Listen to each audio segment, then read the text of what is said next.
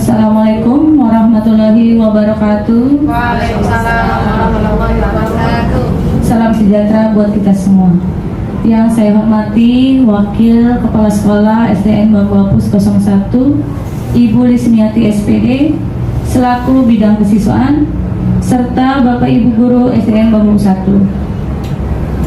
Puji syukur kita panjatkan kepada Allah Subhanahu wa Ta'ala karena hari ini kita dapat berkumpul dalam rangka kegiatan diseminasi budaya positif. Untuk mengefektifkan waktu, perkenankan saya membacakan susunan acara. 1. Pembukaan. 2. Sambutan kepala sekolah yang akan diwakilkan oleh Ibu Wakil kita, yaitu Bu Lismiati SPD selaku bidang siswaan. 3. Paparan diseminasi budaya positif oleh Bu Wiwi.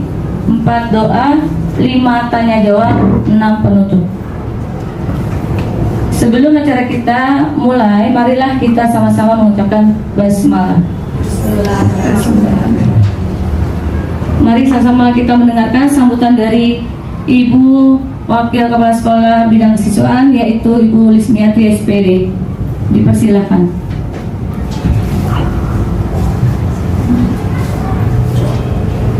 Terima kasih waktunya MC Ibu Nirani. Bismillahirrahmanirrahim. Assalamualaikum warahmatullahi wabarakatuh. Selamat siang Bapak Ibu semuanya. Mohon izin saya mewakili Ibu Kepala Sekolah kita yang hari ini tidak bisa hadir karena beliau sedang sakit. Kita doakan mudah-mudahan beliau cepat sembuh sehingga bisa berada di tengah kita. Yang terhormat kepada Ibu Lila Budianti selaku Wakil Kurikulum, yang terhormat kepada CGP diseminasi aksi nyata budaya positif CGP Angkatan 7 DKI Jakarta, sekolah kita SDN Bambu Apus 01, yang terhormat pada Bapak Ibu Guru, Kapendik, yang mudah-mudahan kita semua di sini mendapat rahmat dari Allah SWT. CGP ini adalah merupakan manifestasi dari program Pak Menteri kita, yaitu di mana CGP sebagai garda depan atau yang mau motivasi kita semuanya dari Ki Hajar Dewantoro. Meskipun beliau sudah tidak ada, namun jejak rekamnya tetap kita maknai, tetap kita lakukan melalui CGP ini sebagai langkah awal bagaimana cara menggerakkan, bagaimana cara menggali informasi yang saat ini masih belum terwujud, ya, belum kelihatan. Melalui CGP ini yang kita, teman kami Ibu Rosuntas Mamura STH ini mudah-mudahan bisa memberikan aura yang positif, yang bisa memberikan motivasi, inspirasi bagi teman-teman kita ini. Ya, teman-teman, Bumi sudah mengawali kegiatan guru penggerak, yang mudah teman-teman semua nanti akan termotivasi dengan adanya guru penggerak ini. Jangan hanya satu motivasi menjadi apa, kemudian jadi kurang termotivasi. Mungkin tidak banyak saya sampaikan. Sekali lagi terima kasih Bu Yui atas motivasinya, sudah memberikan aura positif kepada teman-teman kami. Kita tunggu gerak dari, maksudnya langkah teman-teman kita semuanya untuk menjadi pengikut dari tim guru penggerak kita. Mohon maaf kalau ada kata yang salah. Akhirul kalam, wabillahi taufiq wal hidayah. Wassalamualaikum warahmatullahi wabarakatuh. Selamat siang.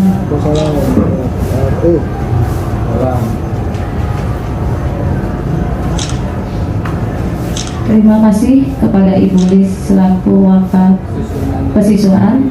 Selanjutnya paparan diseminasi budaya positif yang akan disampaikan oleh Ibu Wiwi Rosuntas Simomora STH.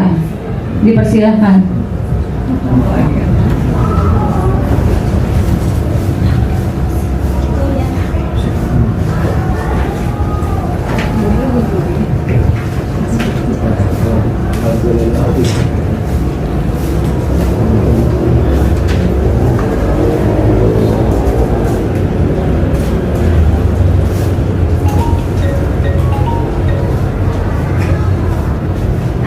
Assalamualaikum warahmatullahi wabarakatuh. Selamat siang Bapak Ibu semuanya. Salam sejahtera buat kita semua. Yang terhormat Ibu Dila SPD selaku Waka Kurikulum, yang terhormat Ibu Rismiati SPD selaku Waka Kesiswaan, dan yang saya hormati Bapak Ibu sekalian guru SDN Bambu Apus 01. Pada kali ini saya mohon izin Bapak Ibu untuk menyampaikan paparan tentang diseminasi budaya positif. Saya akan menyampaikan ilmu yang saya dapatkan kepada Bapak Ibu semua. Biarlah dengan ilmu ini boleh bermanfaat bagi kita semua. Saat ini saya akan memulai kegiatan ini. Nama saya Wiwi Rosunta Simamora, STH, calon guru penggerak Angkatan 7, guru pendidikan agama Kristen SDN Bambu Apus 01. Paparan saya pada saat ini yaitu tentang budaya positif. Dari materi yang akan saya paparkan ini ada 6 materi. Materi yang pertama yaitu disiplin positif dan nilai kebajikan universal. Yang kedua, teori motivasi, hukuman, penghargaan, restitusi. Yang ketiga, keyakinan kelas. Materi yang keempat, kebutuhan dasar manusia. Materi yang kelima, posisi kontrol. Materi yang keenam, segitiga restitusi. Bapak Ibu, sebelum kita masuk ke dalam materi selanjutnya, saya minta kita semua untuk sama-sama mengikuti ice breaking yang akan saya buat kepada Bapak Ibu supaya menyemangati kegiatan kita pada siang hari ini. Baik Bapak Ibu semuanya, ketika saya mengucapkan pagi, siang, malam, Bapak Ibu pagi dapat menepukkan tangannya 1 kali. Ketika saya mengucapkan siang, Bapak Ibu lakukan tepuk tangan 2 kali. Ketika saya mengucapkan selamat malam, Bapak Ibu mengucapkan tepuknya setengah. Oke? Siap ya? Ya, setengah begini. Kita mulai dulu ya. Pagi, siang, malam. Ya, Bapak Ibu sudah tahu ya permainannya. Silakan untuk memulai sekali lagi. Pagi, siang, siang-siang, pagi-pagi, malam. Baik, ternyata Bapak Ibu semuanya konsentrasi. Terima kasih banyak.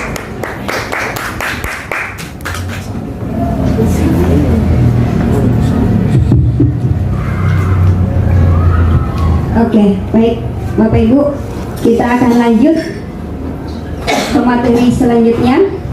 Di sini ada pertanyaan pemantik. Pertanyaan pemantik ini saya meminta Bapak Ibu hanya menjawab setuju atau tidak setuju. Yang pertama, hukuman dapat mendisiplinkan anak. Bagaimana Bapak Ibu? Jawaban Bapak Ibu? Tidak setuju. Oh ya. Kita simpan dulu pertanyaannya ya. Pemberian hukuman dengan hal positif seperti membaca atau membersihkan halaman sekolah dapat meningkatkan disiplin anak. Setuju atau tidak setuju Bapak Ibu?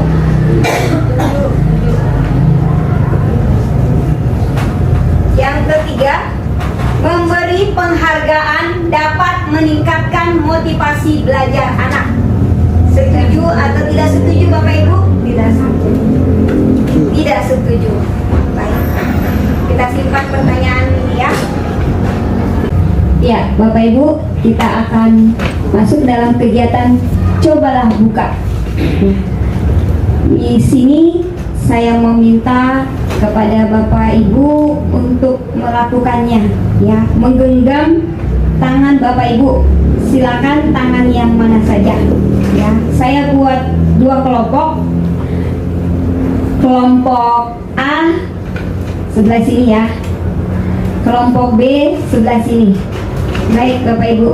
Untuk kelompok A, petunjuknya, bayangkan Bapak Ibu menyimpan sesuatu barang yang paling penting dalam hidup Bapak Ibu untuk tetap dijaga. Untuk kelompok B, mohon kepada kelompok A untuk bersedia membuka kepalanya.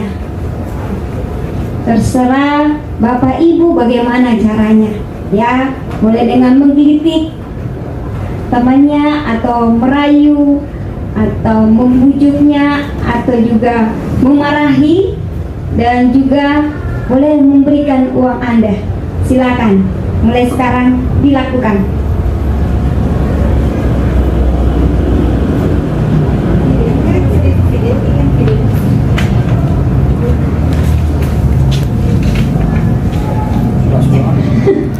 Ayo Bapak Ibu, maukah temannya membukakan tangan kepalanya? Susah ya? Iya. Adakah yang bersedia untuk membuka? Oh, ada ya? Pak Pomo? Iya, Pak Pomo bersedia untuk membukanya. Apa alasannya Pak? Ya, untuk memudahkan orang lain. Oh gitu. Nah, tadi yang masih menutup, apa alasannya Bu? Alasannya tidak bisa dibuka mana. Ya, sampai dibuka ini barangnya barang penting. Oh, barang penting ya. Yakin itu tidak akan saya buka. Saya akan menjaganya ya Bu ya. Nah, ya Bapak Ibu, dalam kegiatan ini kita belajar siapa sih yang sesungguhnya memegang kendali kontrol diri kita itu siapa? Diri kita sendiri, ya. Dari percobaan yang kita lakukan, cobalah buka itu, kita belajar tentang bagaimana kita mengontrol diri kita, mengendalikan diri kita itu bukanlah orang lain tetapi diri kita sendiri. Nah, saat ini kita akan masuk ke materi selanjutnya. Terima kasih Bapak Ibu, hebat sekali, luar biasa. Tepuk tangan untuk Bapak Ibu yang luar biasa, sudah memberikan hal yang istimewa saat ini. Pak Pomo tadi melepaskan kepalanya, dan Ibu kita Bu Wawang juga dia mengepal, dia tidak mau memberikannya untuk dibukakan. Ya, saat ini kita mau masuk dalam pembahasan perubahan paradigma teori kontrol, atau disebut dengan teori pilihan, yaitu ilusi kontrol. Nah, di sini dari tadi yang kita sudah lakukan, siapa sesungguhnya yang memiliki kontrol. Nah, di sini kita mau lihat tentang stimulus respon dan juga teori kontrol pilihan. Nah, Bapak Ibu semua yang ada hadir pada saat ini, bahwa cara pandang kita untuk melihat seseorang itu untuk dia bisa berubah, melakukan perubahan dari siapa yang bisa melakukan kontrol itu, kita terkadang berpikir dalam kehidupan kita sehari-hari bahwa yang dapat mengontrol diri saya itu di dalam stimulus respon adalah orang lain, bukan kita. Nah, tetapi dalam teori kontrol, bahwa yang dapat mengontrol diri kita itu adalah diri kita sendiri. Karena itu adalah pilihan, tergantung dari kebutuhan dasar. Nah, ya, kalau itu memang kita sangat butuhkan, kita akan menjaganya, ya kan? Nah, itu adalah pilihan. Nah, kita harus tetap melakukannya. Nah, di dalam gambaran kehidupan kita, kita mencoba untuk mengubah orang agar berpandangan sama dengan kita. Ya kan? Kadang kita melakukan itu dalam kehidupan kita sehari-hari. Tetapi di dalam teori kontrol pilihan, kita berusaha memahami pandangan orang lain tentang dunia. Nah, berikutnya, sedangkan di dalam stimulus kita mau lihat lagi, perilaku buruk dilihat sebagai suatu kesalahan. Dalam teori kontrol pilihan, semua perilaku memiliki tujuan. Berikutnya, orang lain bisa mengontrol saya, ya. Dalam stimulus respon, orang lain bisa mengontrol saya. Tetapi di dalam teori kontrol, hanya Anda yang bisa mengontrol diri Anda sendiri. Yang berikutnya, saya bisa mengontrol orang lain. Anda tidak bisa mengontrol orang lain. Pemaksaan ada pada saat bujukan gagal. Sedangkan di teori kontrol, kolaborasi dan konsensus menciptakan pilihan-pilihan baru. Di dalam stimulus respon, model berpikir menang kalah. Sedangkan di dalam teori kontrol, model berpikir menang-menang. Nah, di dalam perubahan paradigma ini, kita melihat dari stimulus respon berpindah kepada teori kontrol. Nah, namun kadangkala kita dalam kehidupan sehari-hari kita lebih banyak melakukan stimulus respon ini, ya. Saya bisa mengontrol orang lain, ya. Di dalam pemikiran yang sering sekali kita hadapi dalam kehidupan sehari-hari. Nah, ternyata yang mengontrol diri kita itu adalah diri kita sendiri. Jadi kita tidak bisa dikontrol oleh orang lain. Selanjutnya, kita akan masuk di dalam pembahasan disiplin. Apakah makna daripada disiplin?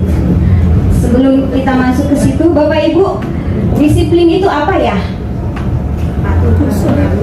Peraturan. Ada lagi yang memberi tanggapan? Tepat waktu. Ada lagi? Ya. Peraturan tepat waktu itu adalah disiplin. Disiplin itu juga bisa berupa hukuman, ya. Nah, atau juga bisa berupa tata tertib. Nah, di sini kita mau lihat apakah makna daripada disiplin ini. Nah, makna daripada disiplin adalah seseorang yang melakukan sesuatu kepada orang lain supaya orang itu melakukan kepatuhan. Nah, itu daripada makna disiplin. Baik, untuk berikutnya kita mau lihat di depan ini ada Bapak pelopor pendidikan, yaitu Bapak Ki Hajar Dewantara, di mana dikatakan di sini, di mana ada kemerdekaan, disitulah harus ada disiplin yang kuat.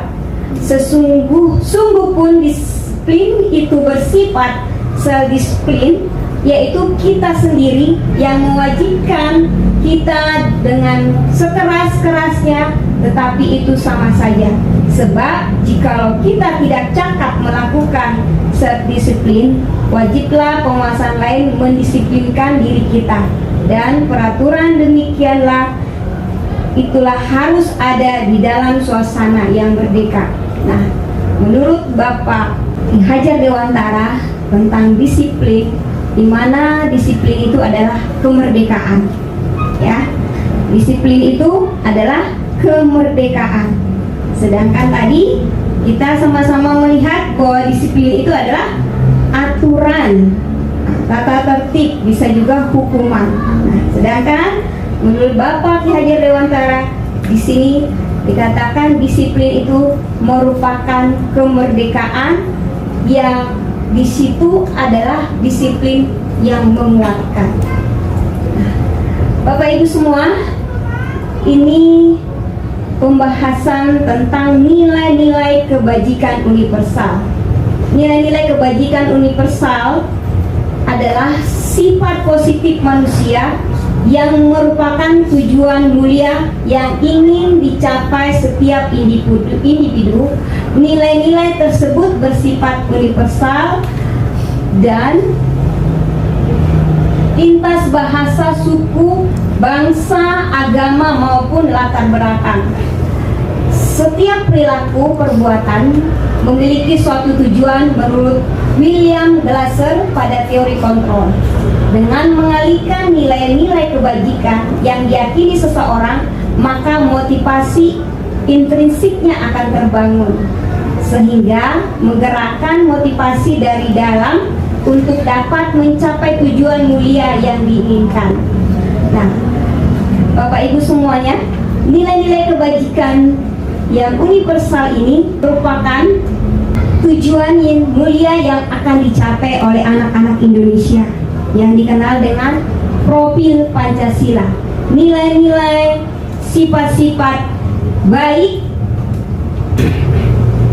sifat-sifat positif itu ada di dalam profil pelajar Pancasila yang saat ini pemerintah sedang menggaung-gaungkan untuk kita lakukan bersama sebagai guru-guru yang sangat menyayangi anak-anak kita supaya anak-anak kita menjadi anak-anak yang memiliki akhlak mulia yang baik. Nilai-nilai kebajikan itu apa saja Bapak Ibu?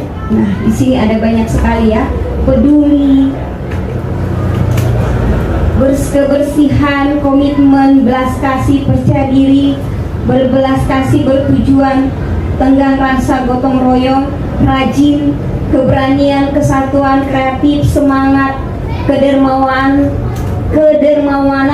kejujuran, dermawan, harga diri, rendah hati, integritas, kebahagiaan, keadilan, baik hati, kesetiaan, berprinsip, bersahaja, keteraturan, kedamaian, keteguhan hati, rasa hormat, tanggung jawab, pengabdian, bijaksana, bersyukur, toleransi, percaya, lurus hati, ketegasan, pengertian. Nah, ini semua adalah nilai-nilai kebajikan atau disebut dengan nilai-nilai sifat-sifat positif yang dimiliki oleh anak murid kita. Kita masuk dalam pembahasan disiplin. Tujuan daripada disiplin diri adalah untuk memotivasi internal kita, anak didik kita, yaitu motivasi internal itu datangnya dari dalam diri anak kita, anak murid kita,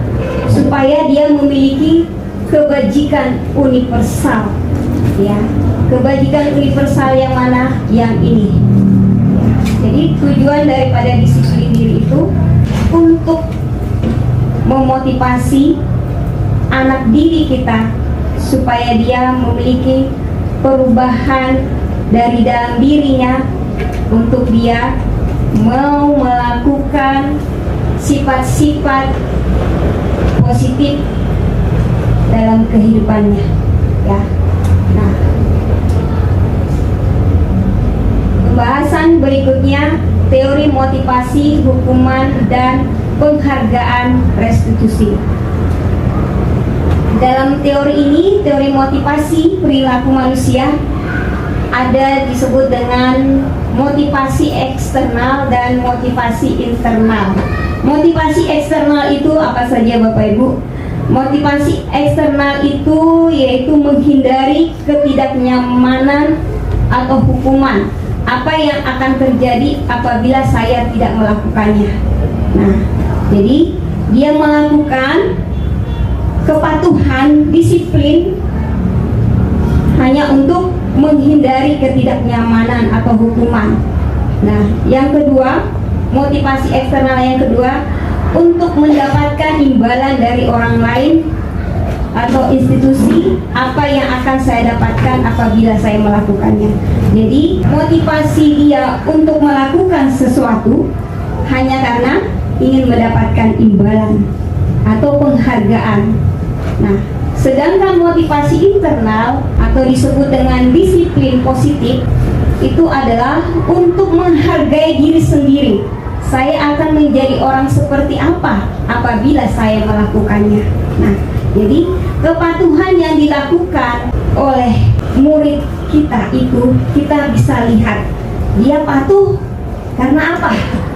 Apakah itu dari dalam diri dia atau karena ada yang dia harapkan, yang dia inginkan, ya? Atau dia hanya ingin menghindar dari hukuman. Nah, jadi itu disebut dengan motivasi eksternal dan internal. Motivasi eksternal itu dari luar, internal itu dari dalam diri. Nah, sampai di sini ada mungkin Bapak Ibu guru yang mau bertanya? Oke, baik, lanjut ya. Hukuman atau konsekuensi. Nah, tadi kita udah lihat ya, hukuman, konsekuensi. Sama atau tidak Bapak Ibu? Tidak ya. Oke. Kita sama-sama punya pemahaman yang sama ya. Nah, di sini saya mau memberitahukan kepada Bapak Ibu identitas gagal. Identitas yang gagal itu adalah hukuman. Identitas sukses disebut sukses itu adalah disiplin yang konsekuen atau restitusi. Nah, di saat kita mendisiplin anak murid kita dengan hukuman itu disebut dengan identitas gagal. Sedangkan di saat kita melakukan disiplin dengan konsekuen restitusi itu sudah termasuk dengan identitas sukses. Nah, Bapak Ibu, kita pernah melakukan di posisi yang mana? Ya, kita sering melakukan itu ya. Saya juga menyadarinya Bapak Ibu. Baik, kita masuk ke dalam pembahasan hukuman, konsekuensi, restitusi. Hukuman itu apa ya? Hukuman itu di sini bersifat tidak terencana, ya. Murid tidak dilibatkan, bersifat satu arah. Guru yang memberikan, murid hanya menerima. Itu dimaksud dengan hukuman. Berarti akibatnya apa? Murid itu akan tersakiti. Sedangkan konsekuensi yang dilakukan sudah terencana, disepakati, dibuat oleh guru, siswa sudah mengetahui jika melakukan pelanggaran dan terukur. Nah, di sini posisi murid itu, murid tidak nyaman untuk jangka pendek.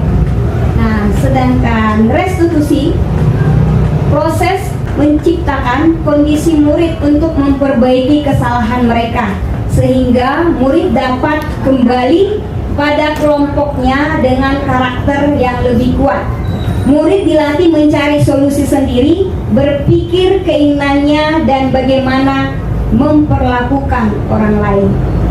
Bapak Ibu sudah perhatikan ya, kalau hukuman ternyata itu menyakiti anak murid. Konsekuensi, murid itu merasa tidak nyaman dalam jangka waktu pendek.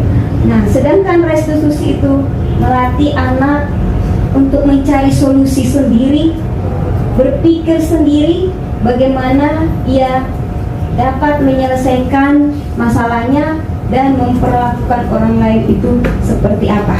Nah, di sini Bapak Ibu dalam pembahasan ini kita mau lihat ya, kita ini kadang-kala ada di posisi yang mana. Oke, hukuman atau konsekuensi. Hukuman, konsekuensi biasanya ini tindakan yang biasa dilakukan oleh guru. Hukuman yang termasuk di sini hukuman apa, konsekuensi apa? Kalau mencatat 100 kali di dalam buku kalimat, saya tidak terlambat lagi karena terlambat ke sekolah. Mencatat 100 kali di dalam buku dengan kalimat saya tidak akan terlambat lagi karena terlambat ke sekolah. Bapak Ibu, ini hukuman atau konsekuensi? Konsekuensi. Kita kunci ya jawabannya. Terima kasih Ibu. Bu Nani sudah memberikan jawaban. Lari mengelilingi lapangan basket 2 kali karena terlambat hadir di sekolah. Bapak Ibu, ini hukuman atau konsekuensi? Hukuman. Ya, terima kasih Bapak War. Membersihkan coretan yang dibuatnya di meja tulis. Konsekuensi. Terima kasih Ibu untuk jawabannya. Ibu Komayati yang menjawab. Ya, terima kasih Ibu ya. Nah, tindakan-tindakan yang tadi dilakukan oleh guru bisa berupa hukuman atau konsekuensi. Nah, itu kadang di luar kesadaran kita dan di dalam kesadaran kita. Nah, kalau hukuman, Bu Komayati, hukuman itu kita lakukan di dalam kesadaran kita atau di luar kesadaran kita ya? Di luar kesadaran. Iya, karena kita spontan ya, respon langsung ya, tiba-tiba ya. Nah, kalau konsekuensi Perbuatan kita yang tidak disepakati tapi dilanggar. iya, oke. Terima kasih Ibu. Nah, sudah paham kita semua ya untuk pembahasan ini luar biasa. Ternyata Bapak Ibu guru SDN Bambu Apus 01 sudah dapat pemahaman yang istimewa dari yang sebelumnya. Hukuman atau konsekuensi. Nah, Bapak Ibu semua sudah paham untuk ini. Kita tadi sudah membahasnya. Untuk pembahasan berikutnya kita mau melihat di sini ada reward. Nah, biasanya Pak War kita memberikan reward itu kepada anak yang bagaimana ya? Pintar. Iya. Iya. Nah, iya. Seperti itu ya kita lakukan. Nah, dan anak-anak kita pasti bahagia, senang ya. Di sini kita mau lihat Bapak Ibu, saat kita berulang kali menjanjikan hadiah kepada anak-anak agar berperilaku bertanggung jawab, atau kepada seorang murid agar mempelajari sesuatu yang baru, atau kepada seorang karyawan agar melakukan pekerjaan yang berkualitas, kita sedang berasumsi kepada mereka tidak dapat melakukannya atau mereka tidak akan memilih untuk melakukannya. Jadi Bapak Ibu, saat kita memberikan reward kepada murid kita, kan kita bisa beranggapan dia kalau kita tidak kasih hadiah, dia tidak akan mau melakukannya, ya kan? Nah, kadang kita melakukan seperti itu ya. Nah, kita merangsang anak kita untuk mau melakukan sesuatu dengan memberikan hadiah.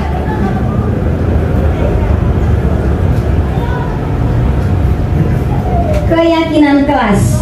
Dari pembahasan tadi Bapak Ibu tentang reward ini bagaimana? Ternyata reward ini tidak baik ya. Nah, kita berpikir tindakan yang kita lakukan itu untuk menyemangati anak itu sudah hal yang baik, ternyata tidak baik ya Bapak Ibu.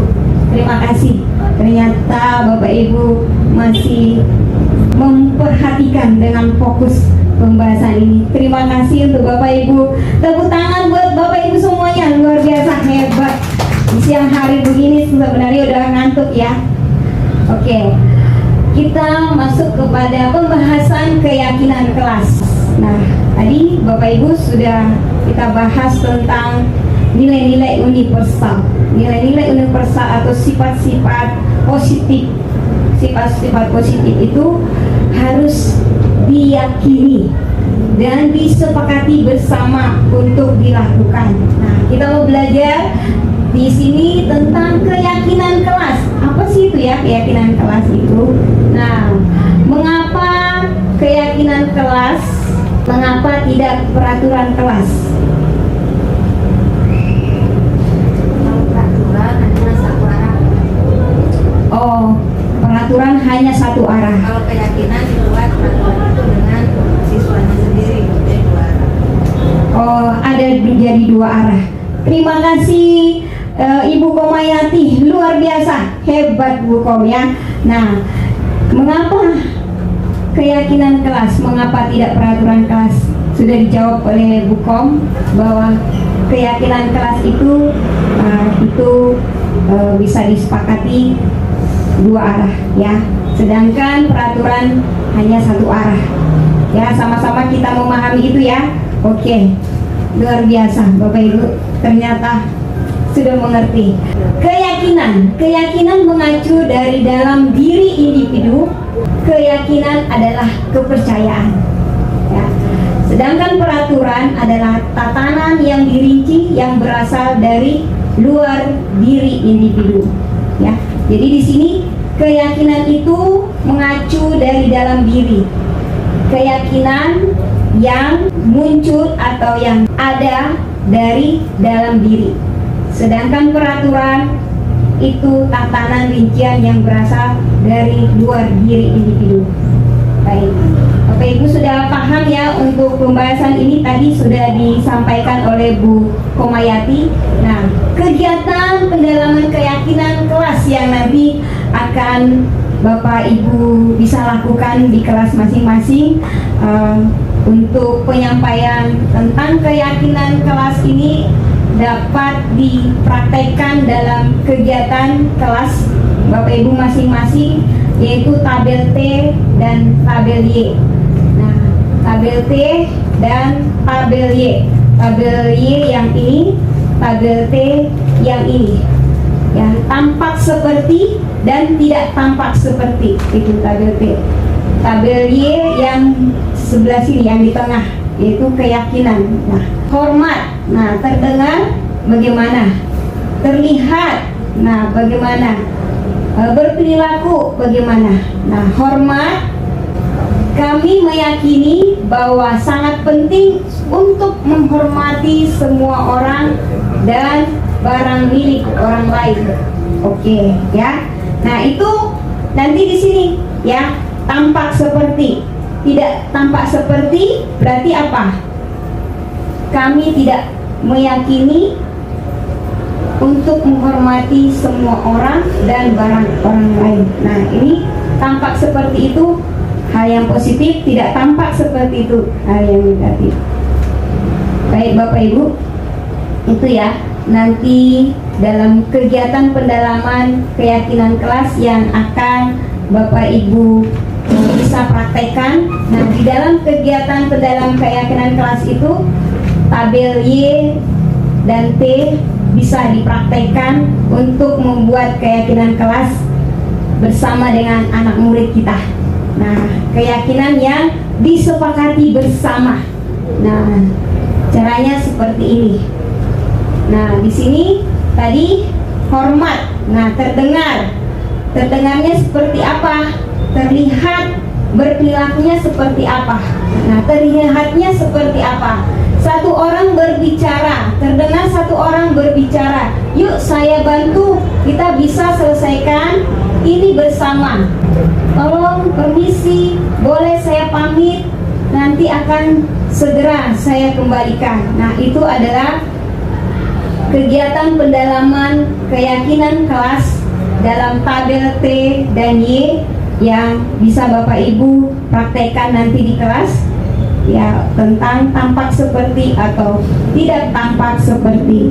Keyakinan kelas ini seru dibuat di kelas Bapak Ibu untuk disepakati bersama ya, dari peraturan beralih kepada keyakinan kelas. Keyakinan kelas itu disepakati bersama. Pasti deh Bapak Ibu seru nanti dalam membuatnya ya. Nah, peraturan kelas dan keyakinan kelas. Peraturan kelas itu apa aja ya? Nah, peraturan kelas itu selalu kembalikan buku ke tempatnya. Nah, di sini keyakinan kelas. Nah, nanti Bapak Ibu buat apa nilai positif tentang selalu kembalikan buku ke tempatnya yang sesuai dengan nilai-nilai positif yang kita sudah sama-sama pelajari. Nah, di sini sudah ada jawabannya. Selalu kembalikan buku ke tempatnya. Berarti dalam keyakinan kelas dia adalah orang yang bertanggung jawab. Dilarang mengganggu orang lain. Nah, itu sama dengan menghormati orang lain. Nah, hadir di sekolah 15 menit sebelum pembelajaran dimulai. Dari peraturan masuk kepada keyakinan kelas. Di sini disebut menghormati orang lain, berkomitmen. Nah, jadi keyakinan kelas ini kita ambil dari nilai-nilai universal tadi. Ya Bapak Ibu, dari peraturan beralih kepada universal. Dilarang melakukan kekerasan. Nah, kalimat apa yang kita akan ambil? Nilai positif apa? Dari yang tadi saya sudah sampaikan, dari nilai-nilai universal yang tadi sudah saya sampaikan, itu berhubungan kemana? Keselamatan, menghormati orang lain. Dilarang menggunakan narkoba. Itu kalau dibuat dalam keyakinan kelas disebut dengan nilai kesehatan. Oke, Bapak Ibu, sampai di sini Bapak Ibu sudah paham? Ya, nanti akan saya sampaikan lagi. Kalau Bapak Ibu belum paham, akan saya beritahu tentang bagaimana cara membuat keyakinan kelas. Dari peraturan kelas akan berkembang menjadi keyakinan kelas di dalam lingkup positif yang lebih besar lagi dan menjadi budaya positif. Nah, jadi di dalam kelas kita Bapak Ibu, dari peraturan kelas yang kita buat itu menjadi keyakinan kelas di dalam lingkungan yang positif dan akan menjadi budaya positif. Itulah yang kita harapkan kepada anak-anak murid kita di dalam kelas. Baik Bapak Ibu, masih bersemangat? Masih bersemangat Bapak Ibu? Iya. Oke, supaya lebih konsentrasi lagi, saya mau buat ice breaking ya. Kita ice breaking dulu ya Bapak Ibu ya. Kita ice breaking. Oke. Permainannya seperti ini. Ikuti apa yang saya ucapkan. Ayam, ayam, ayam, ayam. Ayo Bapak Ibu. Ayam, ayam, ayam, ayam. Ayam, ayam, bebek, ayam. Ayam, ayam, bebek, ayam. Ayam, ayam, bebek. Ayam, ayam, bebek. Ada berapa bebek? Ada berapa? Dua. Benar. Yang berarti belum konsentrasi. Oke Bapak Ibu, luar biasa ya. Oke, masih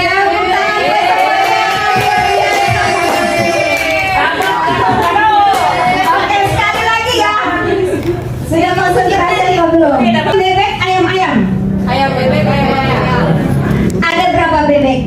Ada berapa bebek? Oke Bapak Ibu semuanya, luar biasa. Tepuk tangan semua, hebat.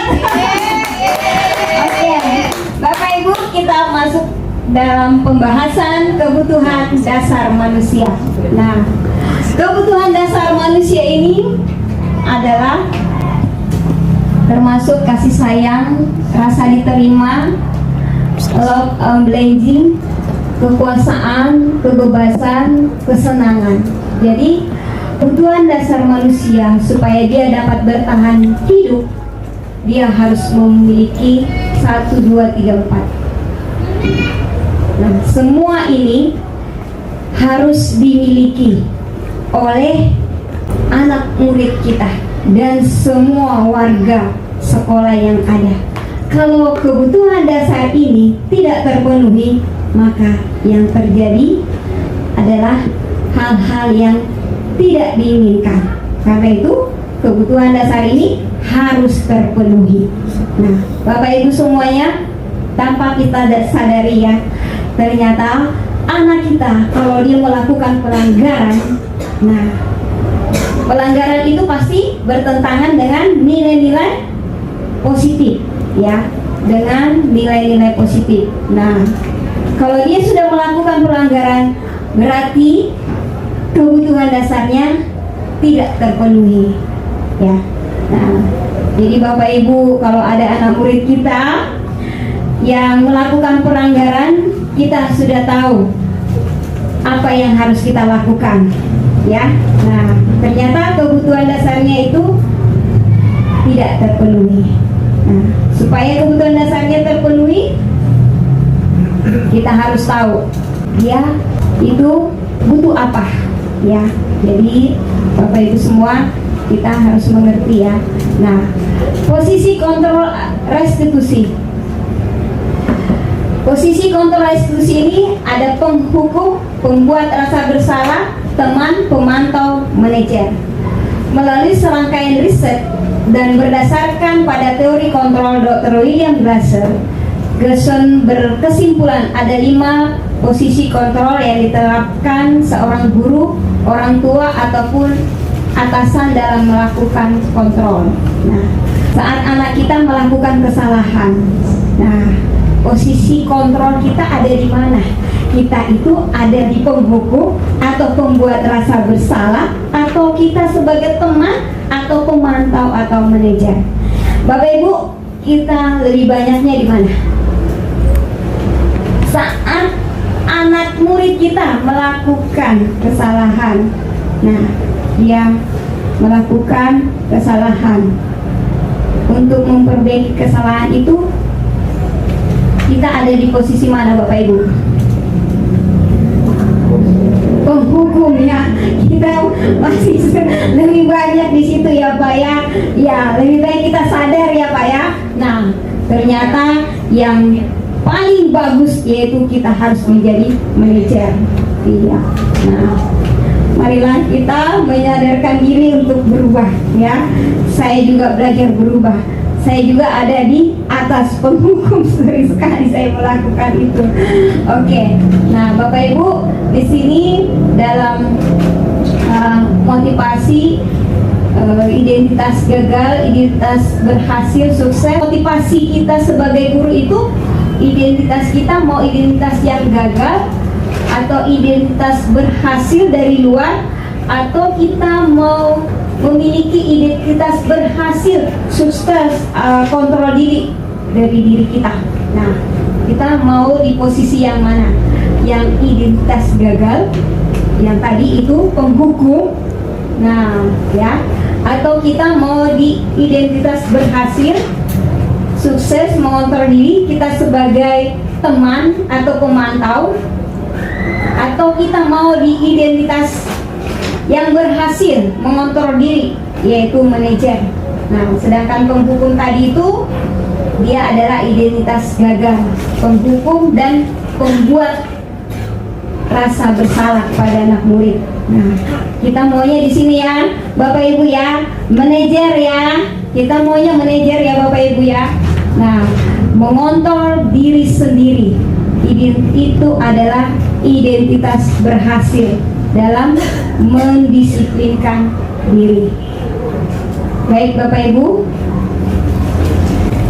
di sini ada pertanyaan-pertanyaan. Siapa yang mengatakan saya kecewa sekali dengan kamu? Siapa yang mengatakan perbuatan orang yang bersalah? Kamu tidak pernah melakukannya. Nah, itu disebut penghukum.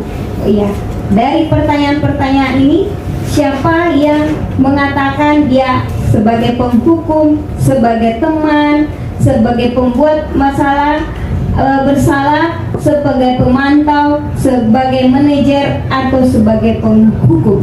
Nah, bagaimana kamu bisa menyelesaikan masalah ini? Nah, biasanya sebagai manajer akan melakukan itu.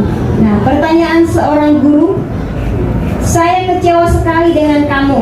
Nah, itu kita sedang sebagai pembuat merasa bersalah kepada murid. Kamu tidak pernah benar melakukannya. Nah, itu posisi kita masih sebagai penghukum kepada murid. Ayolah, lakukan demi ibu, bapak. Nah, itu sebagai teman. Nah, saat kita berkata, apakah kamu mau mendapatkan stiker bintang hari ini? Kita disebut pemantau. Bagaimana kamu bisa menyelesaikan masalah ini? Nah, Di situ kita sudah disebut sebagai manajer. Kamu selalu yang paling terakhir. Nah, itu juga disebut kita sebagai penghukum. Yang lebih baik kita mau belajar menjadi seorang manajer. Bergerak antara peraturan, pemantau, konsekuensi, hadiah. Kita pelan-pelan dari peraturan, pemantau, konsekuensi, ataupun beri hadiah masuk menjadi memberi nilai-nilai manajer yang memperbaiki. Restitusi merupakan proses menciptakan kondisi bagi murid untuk memperbaiki kesalahan yang mereka lakukan sehingga mereka bisa kembali pada kelompok mereka dengan karakter yang lebih kuat. Menurut dosen, proses kolaboratif yang mengajarkan murid untuk mencari solusi untuk masalah dan membantu murid berpikir tentang orang seperti apa yang mereka inginkan dan bagaimana mereka harus memperlakukan orang lain menurut Gerson Gossen. Nah, di sini restitusi adalah menciptakan kondisi bagi murid untuk memperbaiki kesalahan mereka.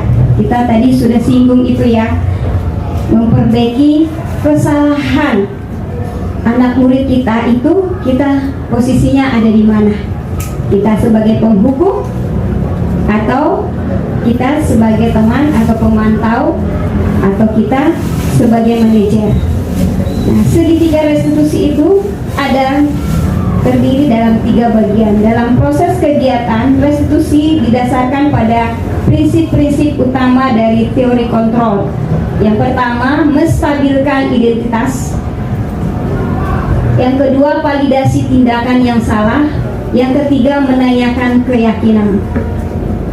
Menstabilkan identitas. Supaya identitas anak kita stabil, yang tadinya anak merasa gagal karena berbuat salah menjadi positif terhadap dirinya, guru akan berkata, berbuat salah itu hal yang manusiawi. Tidak ada manusia yang sempurna. Bapak Ibu juga buat salah. Kita pasti bisa menyelesaikan permasalahan ini. Bapak Ibu tidak tertarik untuk mencari tahu siapa yang benar, siapa yang salah.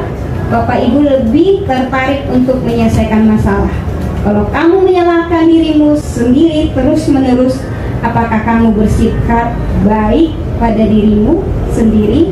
Nah, sedangkan validasi kebutuhan maksudnya membantu murid untuk mengenali basic atau kebutuhan dasar yang ingin dipenuhi ketika melakukan kesalahan.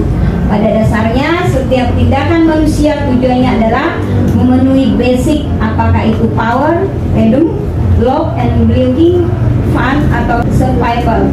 Guru berkata, kamu bisa saja kan melakukan hal yang lebih buruk, tapi kamu tidak melakukan.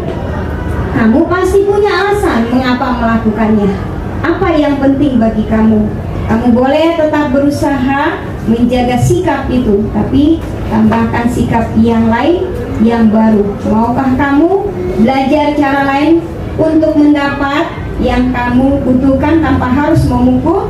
Apakah kamu bisa melakukannya dengan lebih baik besok lagi? Menanyakan keyakinan. Anak melihat bahwa kesalahannya itu dihubungkan dengan norma sosial dan nilai-nilai yang mendasari manusia berinteraksi dengan orang lain. Guru akan berkata seperti ini, apa nilai yang kita percaya di kelas atau sekolah kita? Nilai-nilai universal apa yang telah kita sepakati? Kelas yang ideal itu seperti apa sih? Kamu ingin menjadi anak seperti apa? Apa yang kamu rasakan ketika kamu melakukan itu? Kamu menjadi orang seperti apa? Nah,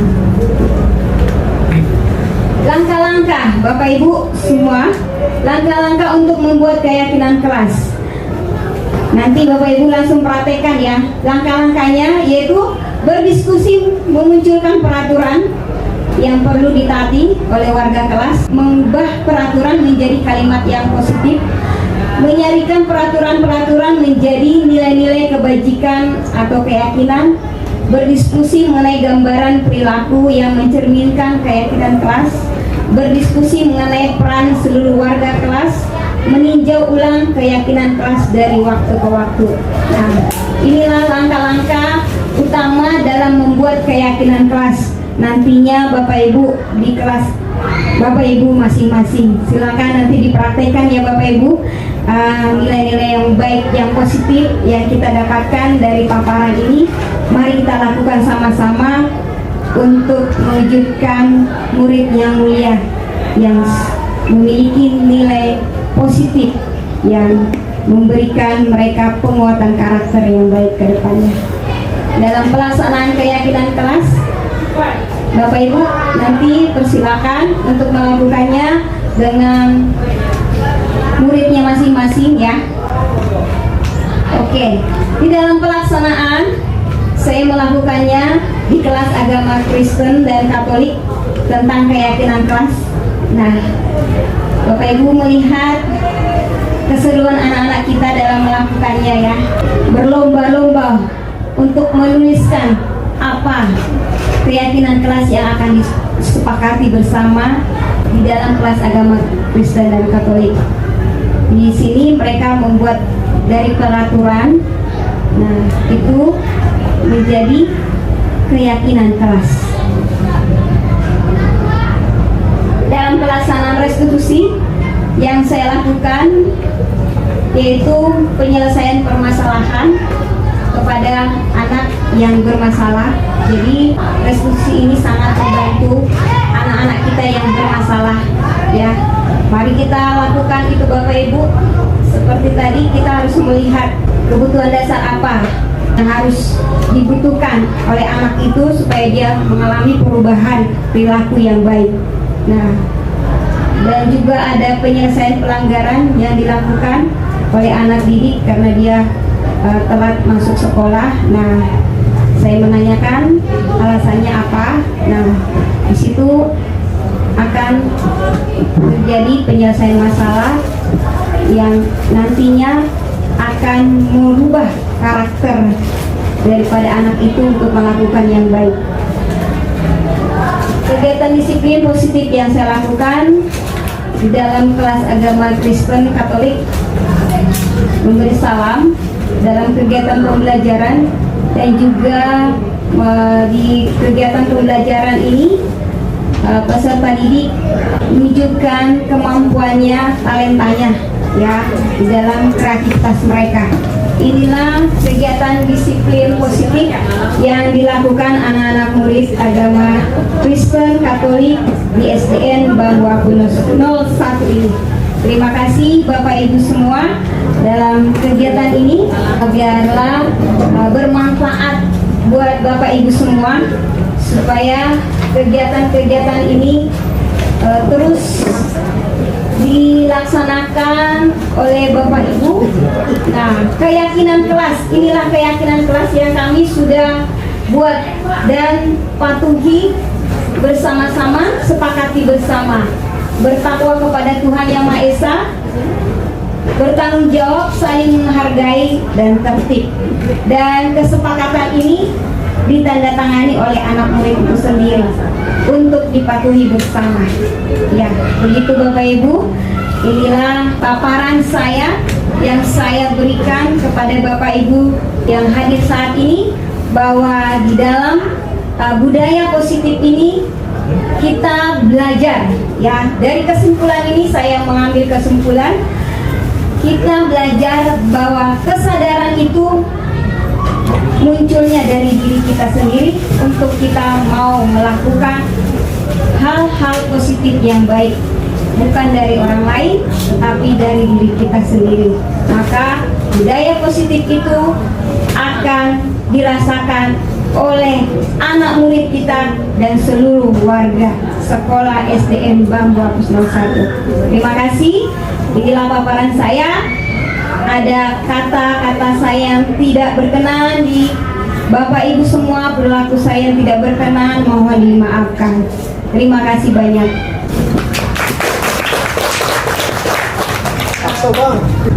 Bapak Ibu, kita mau berdoa ya sama. Warahmatullahi wabarakatuh. Assalamualaikum warahmatullahi wabarakatuh. Yang kami hormati Ibu Ainun Nadia sebagai yang hari ini beliau sedang sakit, mudah-mudahan Allah beri kesembuhan. Untuk yang kami hormati Ibu Lila selaku kakak lulus Bapak Ibu guru rekan Tedik, alhamdulillah hari ini kegiatan diseminasi budaya positif yang dipaparkan oleh Ibu Wiwi berjalan dengan lancar dan bermanfaat buat kita semua. Menutup pertemuan kita hari ini, mari kita berdoa sesuai dengan agama dan keyakinan masing-masing. Untuk yang muslim, mari kita tutup kegiatan hari ini dengan baca surat Al-Fatihah. Alhamdulillah wa bisyariha biridai ta'ala al-Fatihah. Alhamdulillah Bismillahirrahmanirrahim. Alhamdulillah rabbil alamin.